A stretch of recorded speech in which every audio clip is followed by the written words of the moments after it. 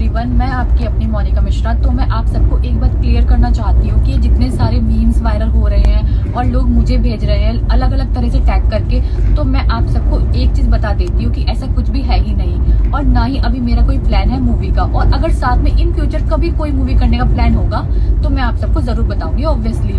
और कुछ लोग जो अलग अलग तरह के मेरे मीम्स बना रहे हैं और गलत तरह से अफवाहें लिख लिख कर डाल रहे हैं, तो ऐसा कुछ है ही नहीं है। मैं पवन सर के दिल से बहुत रिस्पेक्ट करती हूँ और वो बहुत सीनियर है, तो प्लीज गलत तरह की अफवाह मत फैलाएं। मीम्स वायरल हो रहे हैं और लोग मुझे भेज रहे हैं अलग अलग तरह से टैग करके, तो मैं आप सबको एक चीज बता देती हूँ कि ऐसा कुछ भी है ही नहीं और ना ही अभी मेरा कोई प्लान है मूवी का। और अगर साथ में इन फ्यूचर कभी कोई मूवी करने का प्लान होगा तो मैं आप सबको जरूर बताऊंगी ऑब्वियसली। और कुछ लोग जो अलग अलग तरह के मेरे मीम्स बना रहे हैं और गलत तरह से अफवाहें लिख लिख कर डाल रहे हैं, तो ऐसा कुछ है ही नहीं है। मैं पवन सर के दिल से बहुत रिस्पेक्ट करती हूँ और वो बहुत सीनियर है, तो प्लीज